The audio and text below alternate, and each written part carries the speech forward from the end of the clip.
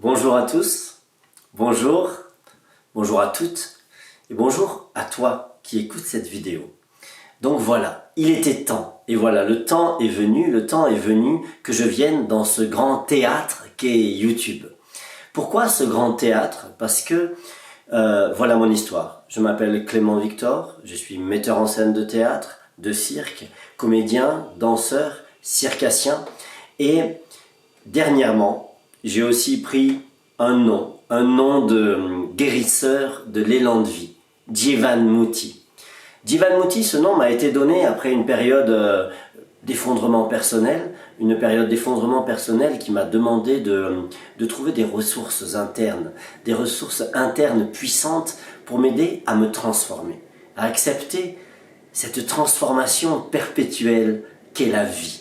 Car oui, la vie, mais n'est-ce pas un cadeau formidable, un cadeau incroyable, un cadeau qu'il faut vivre pleinement et avec intensité. Et quand je dis ça, vivre pleinement et avec intensité, je veux dire chacun à sa manière, surtout chacun à sa manière.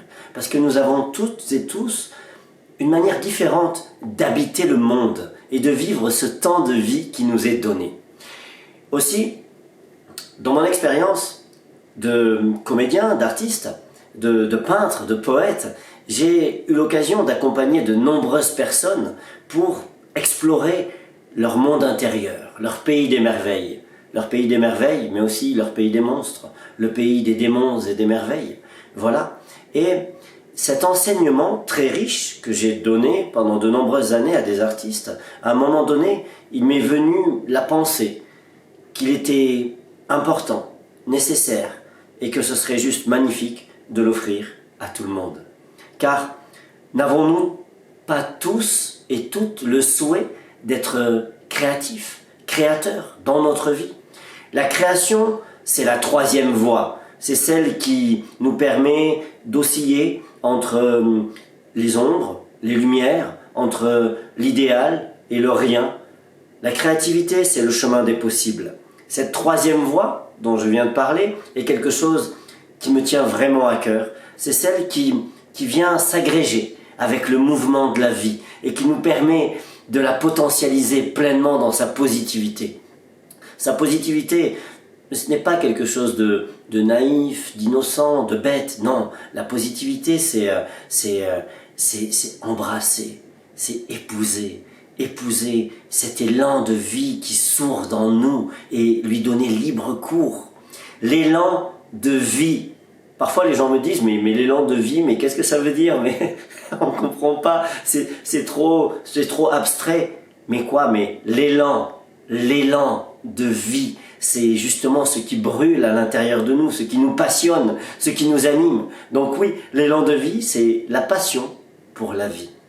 Et aujourd'hui, si je viens sur YouTube, c'est parce que j'ai le désir de proposer des formations en présentiel, des formations en distanciel, des formations qui soient aussi un accompagnement personnalisé parfois, tous différents types de formations, et de pouvoir vous partager cette chose-là qui m'anime profondément et qui aujourd'hui que je considère comme mon élan, ma mission de vie. Voilà. Donc je détaillerai dans des vidéos ultérieures exactement sur quoi se fonde ce travail qui s'intitulait le Flow Tao. Le Flow Tao, c'est apprendre à épouser le flow du mouvement de la vie. La vie nous propose de nombreuses épreuves. La vie est une épopée intime, personnelle, qui n'appartient qu'à nous. Nous vivons tous notre propre rêve de vie. Et nous avons à nous défaire de toutes les contraintes, de tous les conditionnements qui ont été engrammés, mais aussi d'acquérir de nouveaux pouvoirs. Parce que nous sommes arrivés dans le monde, dans la vie, avec une somme limitée de capacité d'action, de pouvoir d'agir et d'action, et tout le chemin de la vie est d'arriver à acquérir de nouveaux pouvoirs. Et pas un pouvoir sur les autres, non, mais un pouvoir magique, un pouvoir d'agir. C'est ça que j'ai envie de vous transmettre par mon enseignement. acquérir de nouveaux pouvoirs, faire apparaître de nouvelles portes lorsqu'on se croit dans l'impasse.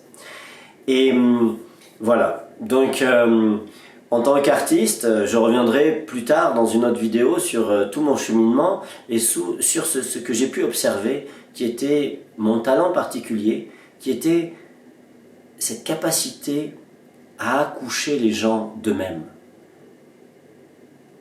à leur donner accès à leur propre pouvoir d'agir et d'action pour embrasser l'élan de la vie. Et voilà, et donc maintenant je viens ici et avec toutes avec tout ce qui me constitue, avec toutes mes ombres, mes faiblesses, mes lumières, ma vulnérabilité, ma puissance, avec toutes ces choses qui sont au fond tellement drôles, tout ce qui nous a brisés et dont on a dû se relever, et tous les enseignements qu'on a pu en tirer. Voilà, donc je vais vous parler dans les prochaines vidéos des différents aspects de la disponibilité, la présence à soi-même, suivre l'élan surgissant, suivre les synchronicités, arriver à se connecter dans une relation saine, consentie, souveraine, arriver ensuite à explorer son pays des merveilles et à en ramener des trésors afin de les incarner dans nos vies. Car la vie, encore une fois, n'est-ce pas ce cadeau merveilleux plein de possibilités, et souvent de possibilités qu'on n'est même pas capable d'imaginer, parce qu'on se réfère toujours à notre passé. Or, projeter le futur en pensant au passé, c'est vivre un présent qui est enchaîné. Non, le futur qui nous attend est une inconnue absolue. Et il faut apprendre à dépasser, à traverser sa peur et à transformer tout le plomb qui nous arrive, tout le plomb, vous voyez, je vois un peu ces fusils comme les chasseurs qui tirent des plombs et on se prend des plombs dans l'aile. Mais en fait, avec notre capacité d'alchimiste, l'alchimiste, c'est celui qui va arriver à avoir le projet de transformer son plomb en or. Et qu'est-ce qu'il va faire, l'alchimiste? Il va aller transformer ce plomb en or dans une forge. Et le feu de cette forge, c'est le feu de notre élan de vie, de notre envie, de notre joie, tout simplement. C'est pourquoi j'ai appelé cette chaîne « Sage, fou et joyeux », car il y a une vraie sagesse à laisser libre cours à sa folie douce, à sa folie, à ses élans farfelus, fantasques, et à oser passer les barrières, les frontières de ce qui nous empêche, de ce qui nous tire en arrière, ce qui nous fait dire « non, ça c'est pas pour moi, non, ça je peux pas le faire ». Mais non, il faut aller voir, il faut aller faire le premier pas d'un chemin qui nous amènera quelque part, peut-être pas forcément là où on a projeté d'aller, mais à un autre endroit générateur par les rendez-vous, les synchronicités, les rencontres qu'on va faire. Il faut avoir confiance dans ce chemin aveugle. Et c'est ça que j'ai envie de partager avec vous. Cette sagesse, cette folie et cette joie qui est le brasier chantant que nous portons tous en nous. Nous sommes tous des poètes. Et pourquoi je dis ce mot poète? Parce que c'est quelque chose qui va revenir souvent. La vie, le monde, est un poème.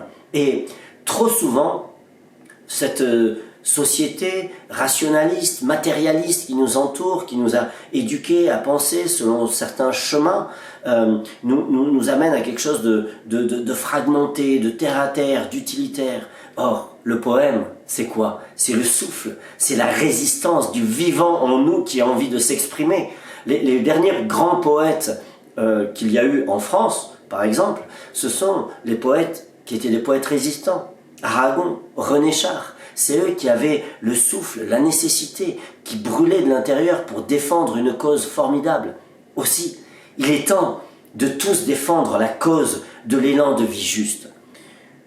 Oui, juste pourquoi? Parce que il y a plusieurs manières d'être des poètes. On peut être un poète maudit. Avant, j'étais un poète maudit dans ma jeunesse. Et c'était beau. J'adorais sortir mon mal et gratter mes plaies et me répandre dans ces plaintes et dans toutes ces choses tristes dans lesquelles je me vautrais tel une otarie dans une piscine. mais j'ai appris ensuite qu'il était possible de passer de notre côté et de transformer les forces obscures, justement, en quelque chose de positif et de générateur. Aussi, c'est le pouvoir qui m'a été donné par ce nouveau nom qui m'a été transmis l'année dernière, après un chemin, une sorte de quête spirituelle, et où j'ai demandé voilà, à des gens de m'indiquer le chemin pour advenir à moi-même, pour éclore enfin à mon pouvoir réel. Et donc, ces gens m'ont donné ce nom, Jivan Muti. Jivan Muti, le guérisseur de l'élan de vie. Et maintenant, j'ai compris que j'étais devenu un poète mystique.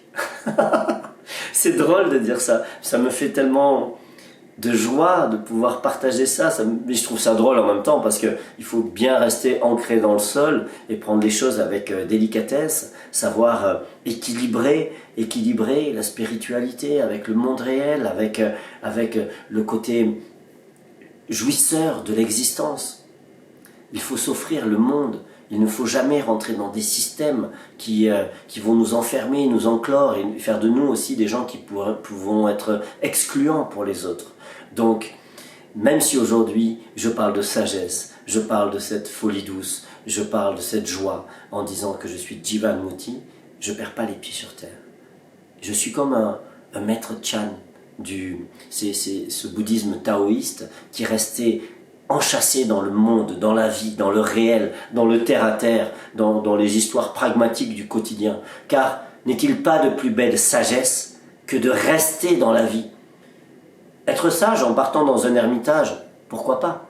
Mais qu'est-ce que c'est être sage dans la vie même, la vie de tous les jours? Est-ce que c'est compliqué? Est-ce que c'est difficile? Est-ce que c'est inatteignable? Est-ce que vous-même, vous allez pouvoir atteindre cet endroit où il y a tellement d'exaltation à vivre? Eh bien non, ce n'est pas compliqué. Il suffit de suivre un chemin simple, d'action pertinente, juste d'aller vagabonder, d'aller lever les voiles sur les conditionnements qui sont les nôtres, d'oser se transformer. Car ce qui est le plus important, c'est que la vie est une longue succession de métamorphoses et qu'il faut laisser s'écouler dans la rivière les poids qui nous encombrent, les rendre à la terre et s'élever enfin pour nous-mêmes, pour s'offrir la vie, s'offrir le monde, en faire profiter nos proches. Voilà. Et du coup, c'est tout ça que j'ai envie de partager avec vous. Et je vais vous inviter à revenir, voir mes vidéos et à suivre mon programme, à venir nous rejoindre dans les différents workshops, ateliers, stages de création que je vais vous proposer. Car ce qui m'importe, c'est d'aller à cet endroit de création, même si on n'est pas un artiste, même si on n'a pas forcément envie d'en faire ce métier. Les artistes aussi sont bienvenus, bien sûr. J'ai enseigné auprès d'artistes et travaillé avec eux pendant 20 ans. Mais aujourd'hui, j'ai envie d'en faire profiter tout le monde, de s'offrir cette ivresse, ce voyage extatique qu'est la création. La création, c'est aller jusqu'au bout du process de transformation de soi-même en incarnant ce qu'on a récolté dans ce processus de création. Ce processus de création qui est bien de s'adapter aux situations, de faire face aux problèmes pour trouver des solutions. Problème égale solution, et de savoir écouter aussi l'invisible. Parce que dans la création, il y a des révélations de l'invisible, apprendre à faire confiance à ça et l'incarner pleinement face au monde, face aux autres, oser camper qui l'on est vraiment. Aussi, je n'ai qu'une chose à vous dire, qu'une invitation. Continuez à me suivre, rejoignez les formations et venez vous révéler à vous-même.